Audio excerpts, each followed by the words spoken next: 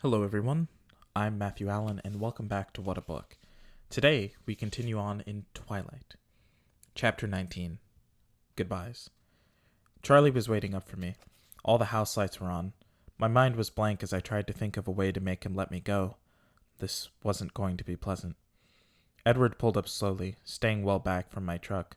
All three of them were acutely alert, ramrod straight in their seats, listening to every sound of the wood, looking through every shadow, catching every scent, searching for something out of place. The engine cut off, and I sat, motionless, as they continued to listen. "He's not here," Edward said tensely. "Let's go." Emmett reached over to help me get out of the harness. "Don't worry, Bella," he said in a low but cheerful voice. "We'll take care of things here quickly." I felt moisture filling up my eyes as I looked at Emmett. I barely knew him, and yet, somehow, not knowing when I would see him again after tonight was anguishing. I knew this was just a faint taste of the goodbyes I would have to survive in the next hour, and the thought made the tears begin to spill. "Alice, Emmett." Edward's voice was a command. They slithered soundlessly into the darkness, instantly disappearing. Edward opened my door and took my hand, then drew me into the protecting enclosure of his arm. He walked me swiftly toward the house, eyes always roving through the night. 15 minutes, he warned under his breath. "I can do this," I sniffled. My tears had given me an inspiration. I stopped on the porch and took hold of his face in my hands. I looked fiercely into his eyes. "I love you," I said in a low, intense voice. "I will always love you, no matter what happens now." "Nothing is going to happen to you, Bella," he said just as fiercely. "Just follow the plan, okay? Keep Charlie safe for me. He's not going to like me very much after this, and I want to have the chance to apologize later." "Get inside, Bella. We have to hurry." His voice was urgent. "One more thing," I whispered passionately. "Don't listen to another word I say tonight." He was leaning in, and so all I had to do was stretch up on my toes to kiss his surprised, frozen lips with as much force as I was capable of. Then I turned and kicked the door open. "Go away, Edward," I yelled at him, running inside and slamming the door shut in his still shocked face. "Bella?" Charlie had been hovering in the living room, and he was already on his feet. "Leave me alone," I screamed at him through my tears, which were flowing relentlessly now. I ran up the stairs to my room, throwing the door shut and locking it. I ran to my bed, flinging myself on the floor to retrieve my duffel bag. I reached swiftly between the mattress and box spring to grab the knotted old sock that contained my secret cash hoard. Charlie was pounding on my door. "Bella, are you okay? What's going on?" His voice was frightened. "I'm going home," I shouted, my voice breaking in the perfect spot. "Did he hurt you?" His tone edged toward anger. "No," I shrieked a few octaves higher. I turned to my dresser, and Edward was already there, silently yanking out armfuls of random clothes, which he proceeded to throw to me. "Did he break up with you?" Charlie was perplexed. "No," I yelled, slightly more breathless as I shoved everything into the bag. Edward threw another drawer's contents at me. The bag was pretty much full now. "What happened, Bella?" Charlie shouted through the door, pounding again. "I broke up with him," I shouted back, jerking on the zipper of my bag. Edward's capable hands pushed mine away and zipped it smoothly. He put the strap carefully over my arm. "I'll be in the truck. Go," he whispered, and pushed me toward the door. He vanished out the window. I unlocked the door and pushed past Charlie roughly, struggling with my heavy bag as I ran down the stairs. "What happened?" he yelled. He was right behind me. "I thought you liked him." He caught my elbow in the kitchen.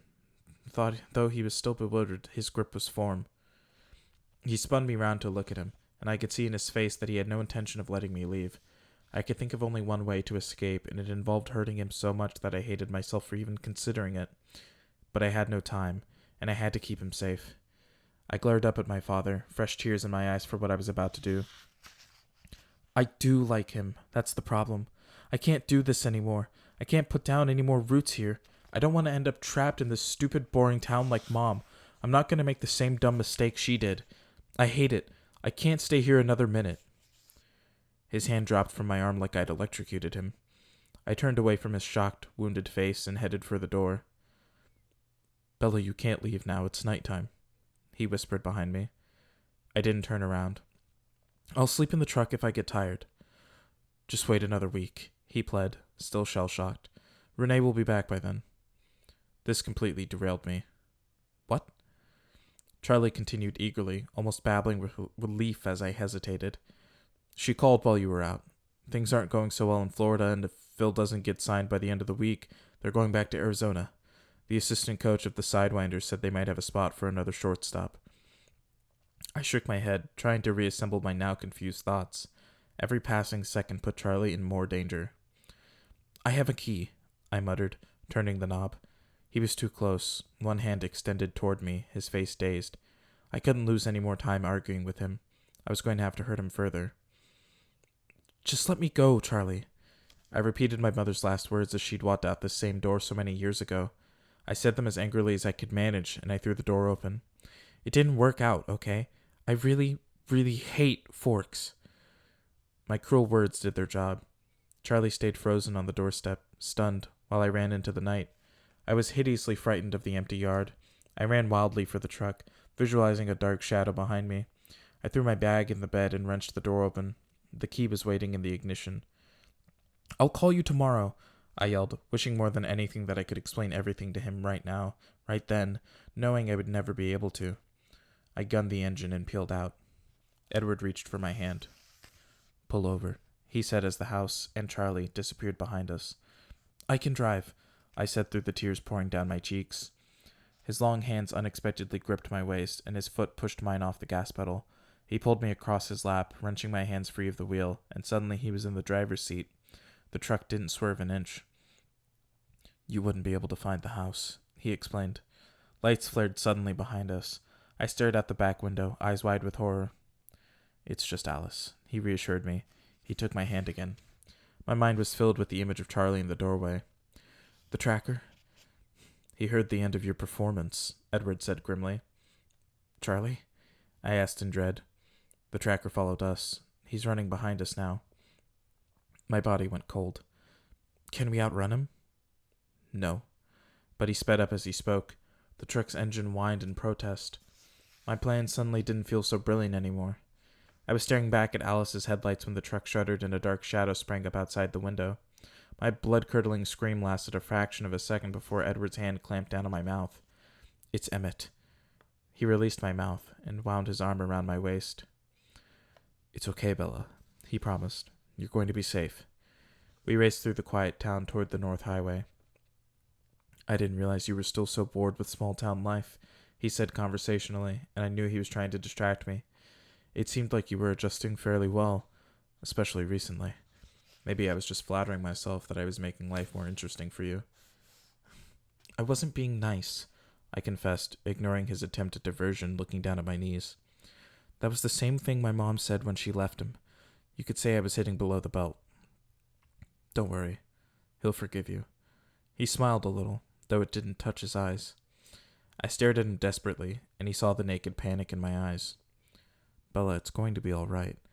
But it won't be all right when I'm not with you, I whispered. We'll be together again in a few days, he said, tightening his arm around me. Don't forget that this was your idea. It was the best idea. Of course it was mine. His answering smile was bleak and disappeared immediately. Why did this happen? I asked, my voice catching. Why me? He stared blackly at the road ahead. It's my fault. I was a fool to expose you like that. The rage in his voice was directed internally. That's not what I meant, I insisted. I was their big deal. It didn't bother the other two. Why did this James decide to kill me? There are people all over the place. Why me? He hesitated, thinking before he answered. I got a good look at his mind tonight. He began in a low voice. I'm not sure if there's anything I could have done to avoid this once he saw you. It is partially your fault. His voice was wry. If you didn't smell so appallingly luscious, he might not have bothered. But when I defended you, well, that made it a lot worse. He's not used to being thwarted, no matter how insignificant the object. He thinks of himself as a hunter and nothing else. His existence is consumed with tracking, and a challenge is all he asks of life. Suddenly, we've presented him with a beautiful challenge. A large clan of strong fighters all bent on protecting the one vulnerable element. You wouldn't believe how euphoric he is now. It's his favorite game, and we've just made it his most exciting game ever. His tone was full of disgust. He paused a moment. But if I had stood by, he would have killed you right then, he said with hopeless frustration. I thought I didn't smell the same to others As I do to you, I said hesitantly. You don't. But that doesn't mean that you aren't still a temptation to every one of them. If you had appealed to the tracker, or any of them, the same way you appeal to me, it would have meant a fight right there. I shuddered. I don't think I have any choice but to kill him now, he muttered. Carlisle won't like it. I could hear the tires cross the bridge, though I couldn't see the river in the dark. I knew we were getting close. I had to ask him now. How can you kill a vampire? He glanced at me with unreadable eyes, and his voice was suddenly harsh. The only way to be sure is to tear him to shreds, and then burn the pieces. And the other two will fight with him? The woman will. I'm not sure about Laurent. They don't have a very strong bond. He's only with them for convenience. He was embarrassed by James in the meadow. But James and the woman, they'll try to kill you, I asked, my voice raw. Bella, don't you dare waste time worrying about me. Your only concern is keeping yourself safe and, please, trying not to be reckless. Is he still following? Yes. He won't attack the house, though. Not tonight. He turned off into the invisible drive, with Alice following behind. We drove right up to the house. The lights inside were bright, but they did little to alleviate the blackness of the encroaching forest. Emmett had my door open before the truck was stopped. He pulled me out of the seat, tucked me like a football into his vast chest, and ran me through the door. We burst into the large white room, Edward and Alice at our sides. All of them were there. They were already on their feet at the sound of our approach. Laurent stood in their midst. I could hear low growls rumble deep in Emmett's throat as he sat me down next to Edward. He's tracking us, Edward announced, glaring balefully at Laurent. Laurent's face was unhappy. I was afraid of that. Alice danced to Jasper's side and whispered in his ear.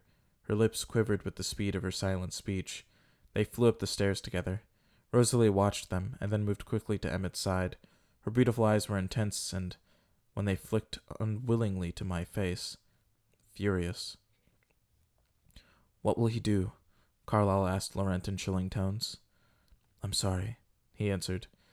I was afraid, when your boy there defended her, that it would set him off. Can you stop him? Laurent shook his head. Nothing stops James when he gets started. We'll stop him, Emmett promised. There was no doubt what he meant.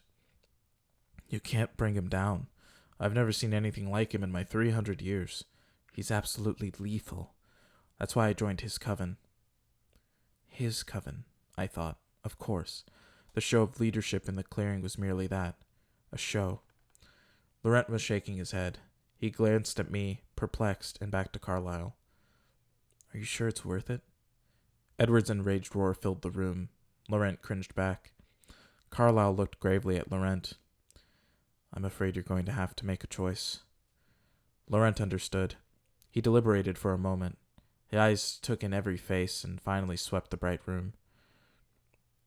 I'm intrigued by the life you've created here, but I won't get in the middle of this.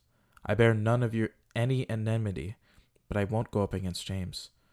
I think I will head north, to that clan in Denali. He hesitated. Don't underestimate James. He's got a brilliant mind and unparalleled senses.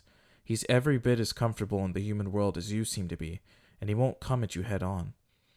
I'm sorry for what's been unleashed here. Truly sorry. He bowed his head, but I saw him flicker another puzzled look at me. Go in peace, was Carlisle's formal answer. Laurent took another long look around himself, and then he hurried out the door. The silence lasted less than a second.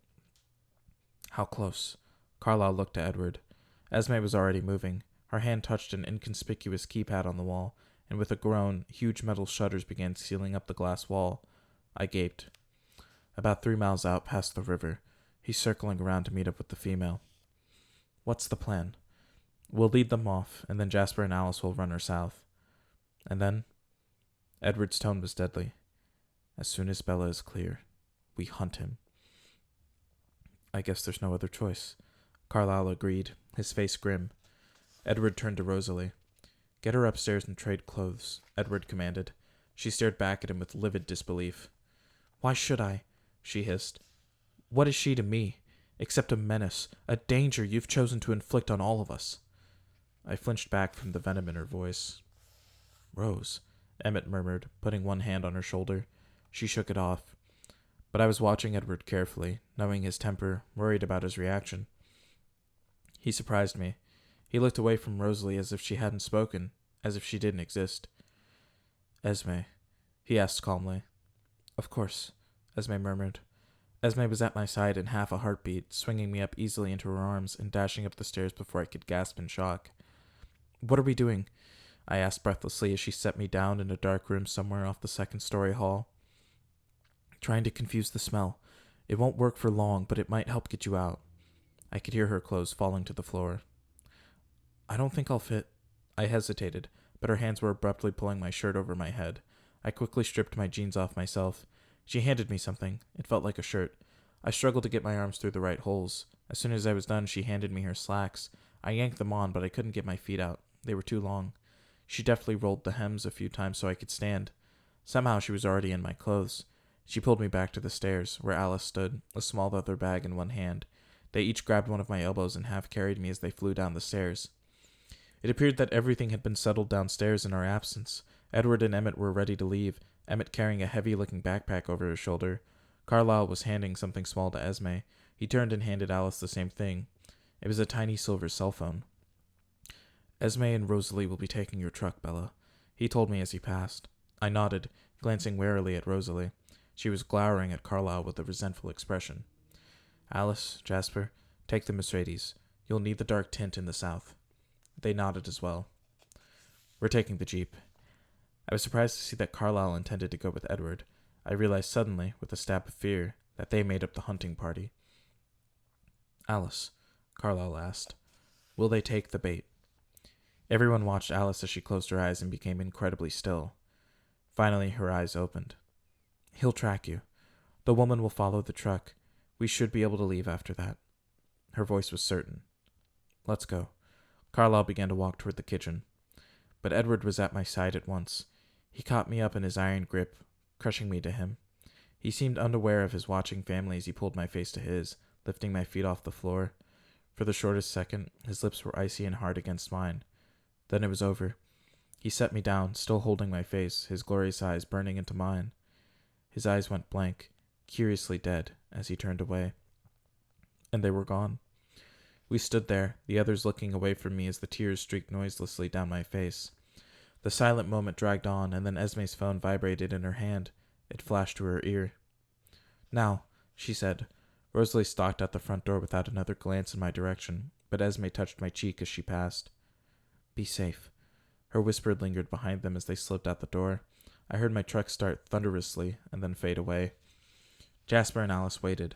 Alice's phone seemed to be at her ear before it buzzed. Edward says the woman is on Esme's trail. I'll get the car. She vanished into the shadows the way Edward had gone. Jasper and I looked at each other. He stood across the length of the entryway from me. Being careful. You're wrong, you know, he said quietly. What? I gasped. I can feel what you're feeling now. And you are worth it. I'm not, I mumbled. If anything happens to them, it will be for nothing. You're wrong, he repeated, smiling kindly at me. I heard nothing, but then Alice stepped through the front door and came toward me with her arms held out. May I? She asked. You're the first one to ask permission, I smiled wryly. She lifted me in her slender arms as easily as Emmett had, shielding me protectively, and then we flew out the door, leaving the lights bright behind us. Chapter 20. Impatience. When I woke up, I was confused. My thoughts were hazy, still twisted up in dreams and nightmares. It took me longer than it should have to realize where I was. The room was too bland to belong anywhere but in a hotel. The bedside lamps, bolted to the tables, were a dead giveaway, as were the long drapes made from the same fabric as the bedspread and the generic watercolor prints on the walls. I tried to remember how I got here, but nothing came at first. I did remember the sleek black car, the glass in the windows darker than that on a limousine. The engine was almost silent, though we'd raced across the black freeways at more than twice the legal speed. And I remembered Alice sitting with me on the dark leather back seat. Somehow, during the long night, my head had ended up against her granite neck. My closeness didn't seem to bother her at all, and her cool, hard skin was oddly comforting to me. The front of her thin cotton shirt was cold, damp with the tears that streamed from my eyes until, red and sore. They ran dry. Sleep had evaded me. My aching eyes strained open even though the night finally ended and dawn broke over a low peak somewhere in California. The gray light, streaking across the cloudless sky, stung my eyes, but I couldn't close them. When I did, the images that flashed all too vividly, like still slides behind my lids, were unbearable. Charlie's broken expression, Edward's brutal snarl, teeth bared, Rosalie's resentful glare, the keen-eyed scrutiny of the tracker, the dead look in Edward's eyes after he kissed me the last time. I couldn't stand to see them, so I fought against my weariness and the sun rose higher. I was still awake when we came through a shallow mountain pass, and the sun, behind us now, reflected off the tiled rooftops of the Valley of the Sun. I didn't have enough emotion left to be surprised that we'd made a 3-day journey in one. I stared blankly at the wide, flat expanse laid out in front of me. Phoenix. The palm trees, the scrubby creosote, the haphazard lines of the intersecting freeways, the green swaths of golf courses and turquoise splotches of swimming pools, all submerged in a thin smog and embraced by the short, rocky ridges that weren't really big enough to be called mountains. The shadows of the palm trees slanted across the freeway, defined, sharper than I remembered, paler than they should be. Nothing could hide in these shadows. The bright, open freeway seemed benign enough, but I felt no relief, no sense of homecoming. "Which way to the airport, Bella?" Jasper had asked, and I flinched though his voice was quite soft and unalarming. It was the first sound, besides the purr of the car, to break the long night silence. "Stay on the I-10, I'd answered automatically. "We'll pass right by it." My brain had worked slowly through the fog of sleep deprivation. "Are we flying somewhere?" I'd asked Alice. "No, but it's better to be close, just in case." I remembered beginning the loop around Sky Harbor International, but not ending it. I suppose that must have been when I'd fallen asleep. Though, now that I'd chased the memories down, I did have a vague impression of leaving the car. The sun was just falling behind the horizon, my arm draped over Alice's shoulder and her arm firm around my waist, dragging me along as I stumbled through the warm, dry shadows. I had no memory of this room. I looked at the digital clock on the nightstand. The red numbers claimed it was 3 o'clock, but they gave no indication of if it was night or day. No edge of light escaped the thick curtains, but the room was bright with the light from the lamps. I rose stiffly and staggered to the window, pulling back the drapes. It was dark outside. 3 in the morning, then. My room looked out on a deserted section of the freeway and the new long-term parking garage for the airport. It was slightly comforting to be able to pinpoint time and place. I looked down at myself. I was still wearing Esme's clothes, and they didn't fit very well at all. I looked around the room, glad when I discovered my duffel bag on top of the low dresser. I was on my way to find new clothes when a light tap on the door made me jump. "Can I come in?" Alice asked. I took a deep breath. "Sure." She walked in and looked me over cautiously. "You look like you could sleep longer," she said. I just shook my head. She drifted silently to the curtains and closed them securely before turning back to me. "We'll need to stay inside," she told me. "Okay." My voice was hoarse. It cracked. "Thirsty?" she asked. I shrugged. "I'm okay. How about you?" "Nothing unmanageable," she smiled. "I ordered some food for you. It's in the front room. Edward reminded me that you have to eat a lot more frequently than we do." I was instantly more alert. "He called?" "No," she said, and watched as my face fell. "It was before we left." She took my hand carefully and led me through the door into the living room of the hotel suite. I could hear a low buzz of voices coming from the TV. Jasper sat motionlessly at the desk in the corner, his eyes watching the news with no glimmer of interest. I sat on the floor next to the coffee table, where a tray of food waited, and began picking at it without noticing what I was eating. Alice perched on the arm of the sofa and stared blankly at the TV like Jasper. I ate slowly, watching her, turning now and then to glance quickly at Jasper. It began to dawn on me that they were too still. They never looked away from the screen, though commercials were playing now. I pushed the tray away, my stomach abruptly uneasy. Alice looked down at me. "What's wrong, Alice?" I asked. "Nothing's wrong." Her eyes were wide, honest, and I didn't trust them. "What do we do now?" "We wait for Carlisle to call." "And should he have called by now?" I could see that I was near the mark. Alice's eyes flitted from mine to the phone on top of her leather bag and back. "What does that mean?" My voice quavered, and I fought to control it. that he hasn't called yet. It just means that they don't have anything to tell us. But her voice was too even, and the air was harder to breathe. Jasper was suddenly beside Alice, closer to me than usual. Bella, he said in a suspiciously soothing voice, you have nothing to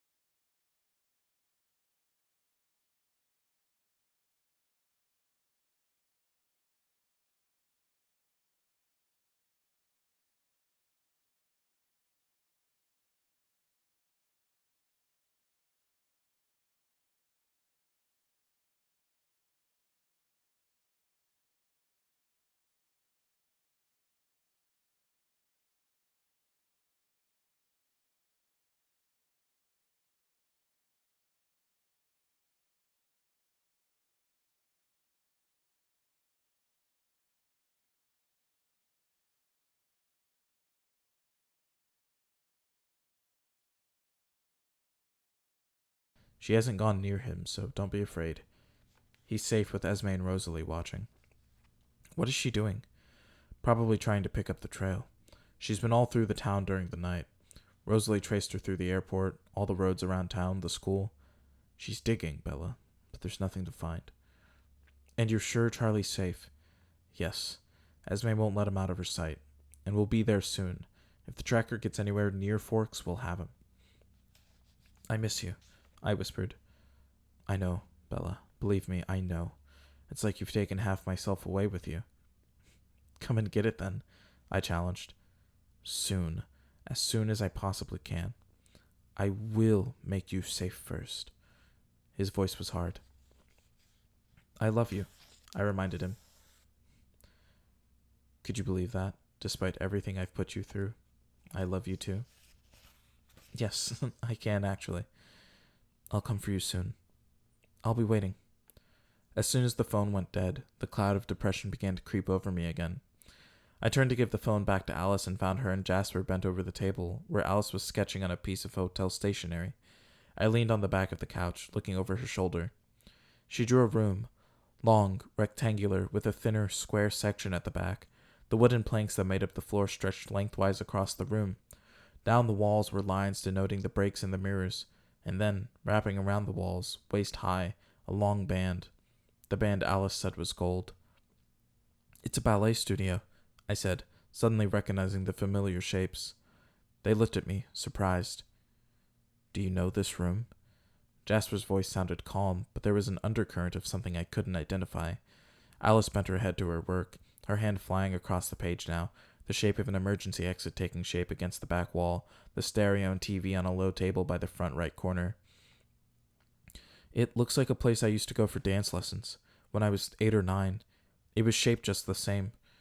I touched the page where the square section jutted out, narrowing the back part of the room. That's where the bathrooms were. The doors were through the other dance floor. But the stereo was here. I pointed to the left corner. It was older, and there wasn't a TV. There was a window in the waiting room. You would see the room from this perspective if you looked through it. Alice and Jasper were staring at me. Are you sure it's the same room? Jasper asked, still calm. No, not at all. I suppose most dance studios would look the same. The mirrors, the beret. I traced my finger along the ballet beret set against the mirrors. It's just the shape looked familiar. I touched the door, set in exactly the same place as the one I remembered. Would you have any reason to go there now? Alice asked, breaking my reverie. No, I haven't been there in almost 10 years. I was a terrible dancer. They always put me in the back for recitals, I admitted. So there's no way it could be connected with you? Alice asked intently. No, I don't even think the same person owns it. I'm sure it's just another dance studio somewhere. Where was the studio you went to?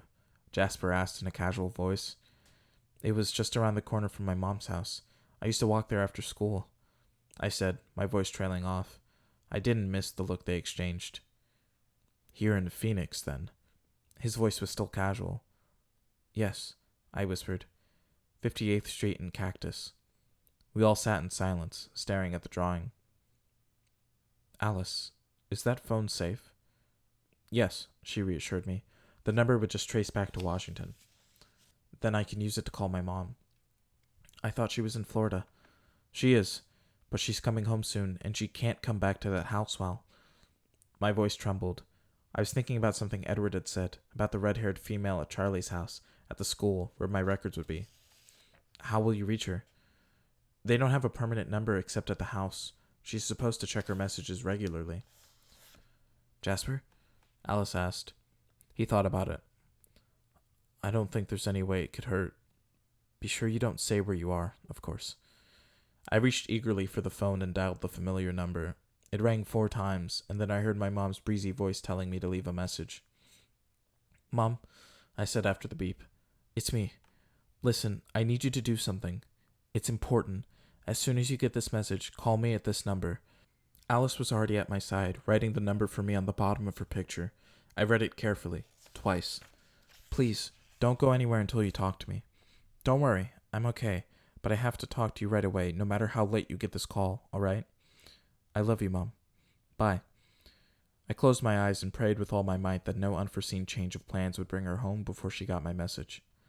I settled into the sofa, nibbling on a plate of leftover fruit, anticipating a long evening. I thought about calling Charlie, but I wasn't sure if I should be home by now or not. I concentrated on the news, watching out for stories about Florida or about spring training, strikes or hurricanes or terrorist attacks, anything that might send them home early. Immortality must grant endless patience. Neither Jasper nor Alice seemed to feel the need to do anything at all. For a while, Alice sketched the vague outline of the dark room from her vision, as much as she could see in the light from the TV, but when she was done, she simply sat, looking at the blank walls with her timeless eyes. Jasper, too, seemed to have no urge to pace, or peek through the curtains, or run screaming out the door, the way I did. I must have fallen asleep on the couch, waiting for the phone to ring again. The touch of Alice's cold hands woke me briefly as she carried me to bed, but I was unconscious again before my head hit the pillow. And that's where we're going to leave it off for tonight. Thank you guys for joining me for this What a Book. If you liked it, make sure to check out everything that is backlogged here on Whatta channel, as well as giving me a follow over on the other YouTube channel, The Soloist, and checking out the Twitch, the _soloist_2014, where I stream live a couple times a week. Yeah. That should be everything. So thank you all so much for listening, and I will see all of you next time.